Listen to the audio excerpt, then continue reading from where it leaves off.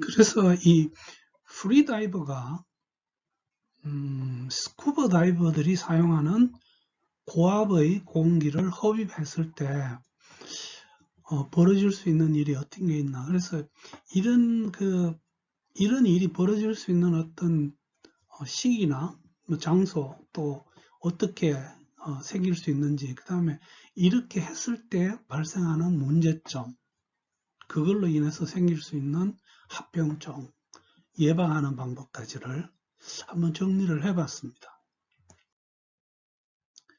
이게 실제 제가 여기 몇 군데를 적어놨습니다.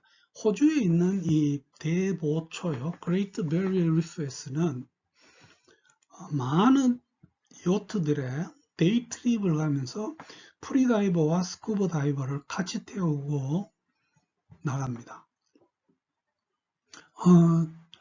그 배에서 다이버들에게 많은 주의를 줍니다. 특히 이 공기 공유하는 부분에 대해서. 그러나 거의 매년 이 사고가 벌어지고 그걸로 인해서 사망하는 경우까지 생기고 있습니다. 특히 이 그레이트 베리 리프에서는 이것뿐만 아니라 저희들이 프리다이빙 하기 전에 초과 호흡을 해서 내 몸속에 있는 이산화탄소를 많이 몰아내므로써 수중에서 공기를 호흡을 좀 더 오래 참을 수 있게 하기 위한 짓을 합니다. 이게 너무 과해지면, 그래서 또 너무 깊이 들어갔다 올라올 때는 이것으로 인해서 얕은 물에서 생기는 기절, 쉘로 워터 블랙아웃이 생기고, 이걸로 인한 사고도 거의 매년 벌어집니다. 실제로 그 사건도 수영장에서도 자주 일어나는 사건입니다. 어쨌든 오늘은 이 프리다이버가 스쿠버 다이버 공기를 공유했을 때 생길 수 있는 이야기를 몇 가지 들어보겠습니다. 스쿠버 미디어, 우리 스쿠버 다이버 잡지에서 발간한 이 실수로 배우는 스쿠버 다이빙이라고 하는 그런 책자가 나와 있습니다. 만약에 여러분들이 흥미가 있는 분들은 이거 스쿠버 다이버지에 연락해서 하나 구입을 해 보십시오. 많은 서점에도 나와 있는 걸 알고 있습니다. 왜냐하면 여기는 많은 다이버들이 직접 겪어서 생겼던 어떤 그런 문제들을 잘 적어놨습니다. 그 안에 이런 내용이 하나 있습니다. 굉장히 오래된 이야기지만 어떤 다이버가 괌에서 스노클링을 하다가 약 수십여 미터에서 다이빙을 하시는 분들을 발견하고 거기서 공기를 달라고 해서 한 두어 번 흡입을 한 다음에 평시에 하듯이 상승을 했습니다. 문제는 우리가 스노클링 할 때, 프리다이빙 할 때는 상승할 때 공기를 잘 내뱉지 않습니다. 상승 중에 가슴이 답답해지고 출수 후에 가벼운 객혈까지 생겼던 적이 있습니다. 이게 아주 전형적인 케이스고 많이 벌어지는 일입니다. 그런가 하면 이거는 제가 직접 그 다이버에게 받았던 어떤 전화 내용입니다.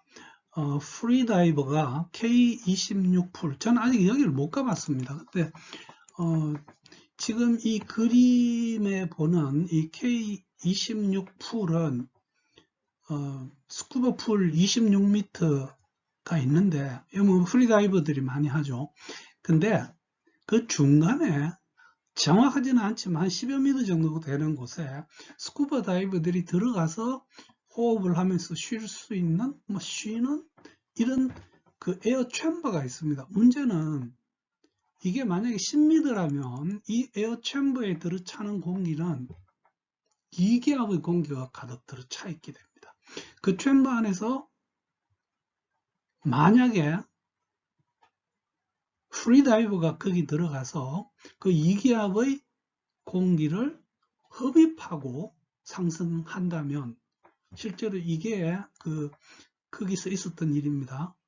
그러면서 또 평소처럼 숨참기 상승을 해버려서 이분이 밖에 나와서 또 여러 가지 문제점을 겪었습니다. 그래서 전화가 와서 제가 병원에서 진단을 받아볼 것을 요구를 한 적이 있습니다.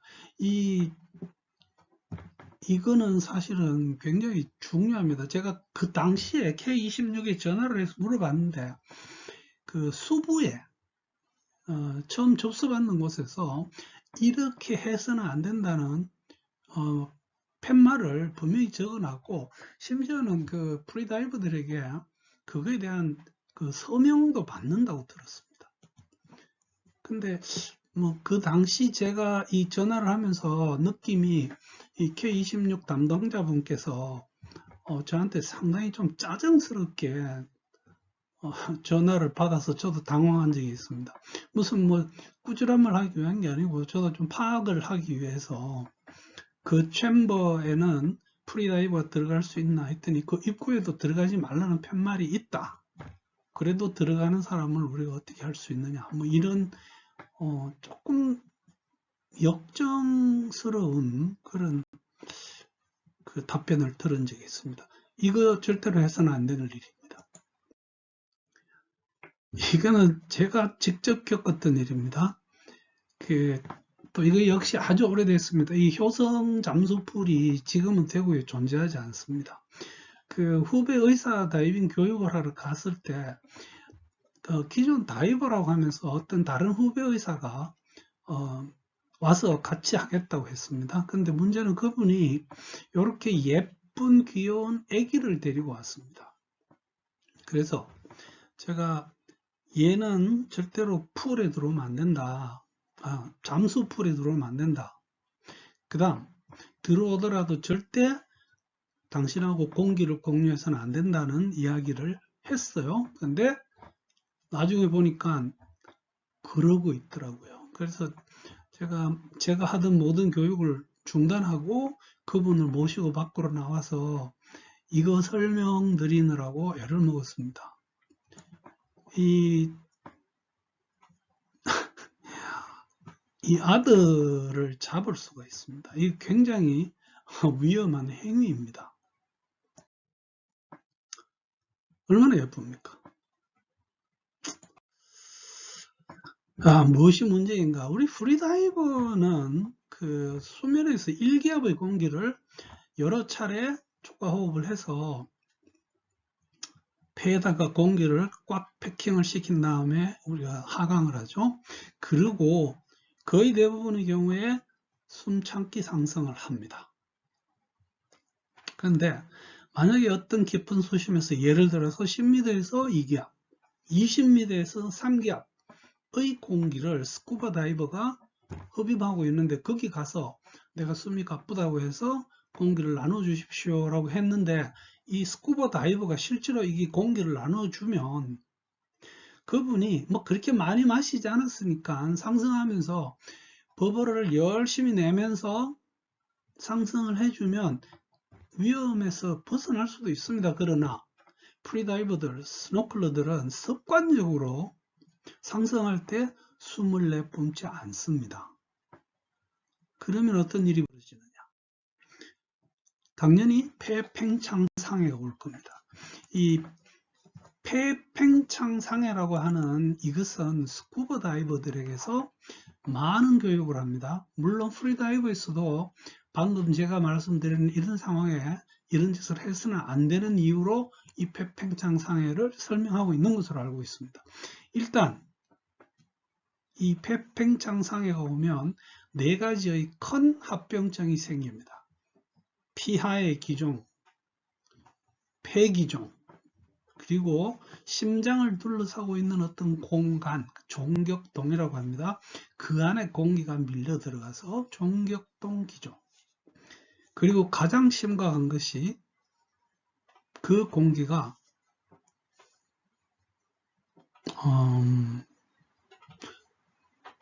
동맥 속으로 들어가면 동맥 공기 색전이 옵니다. 그 중에서도 뇌로 가는 동맥에 그 공기가 밀려 들어가면 중풍이 옵니다.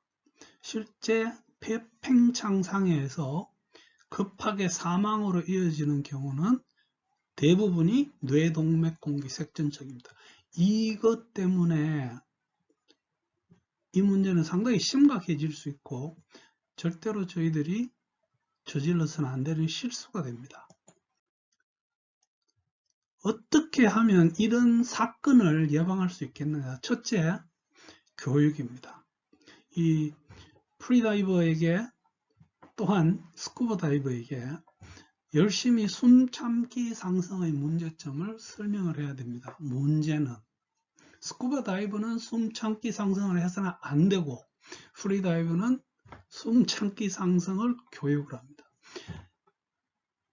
인식이죠. 프리다이버는 이렇게 해서는 안 된다는 것을 확실하게 인식을 하고 있어야 되고 스쿠버 다이버는 만약에 프리다이버가 스쿠버 다이버에게 와서 공기 한두 번 주시죠 라고 공기 공유 수신호를 해도 거절을 해야 됩니다. 만에 하나 그 사람이 정말 공공에 취해서 이 공기를 공유하지 않으면 그 사람이 질식을 해가 죽을 상태라고 판단이 된다면 공기 공유하고 그분을 모시고 수면까지 천천히 상승을 하셔야 됩니다. 반드시 지켜야 되는 굉장히 중요한 그런 사실입니다. 이것은 스쿠버 다이버가 하는 노가 프리다이버를 살릴 수 있습니다. 그래서 오늘 이 프리다이버가 스쿠버 다이버가 사용하는 공기를 흡입했을 때 어떤 문제가 생길 수 있느냐고 하는 그런 이야기를 잠깐 다뤘습니다. 한 번 더 말씀드리지만 절대로 프리다이버와 스쿠버 다이버는 공기를 공유해서 사용해서는 안 됩니다. 상당히 위험한 경우로 이어질 수 있습니다. 경청해 주셔서 대단히 감사합니다.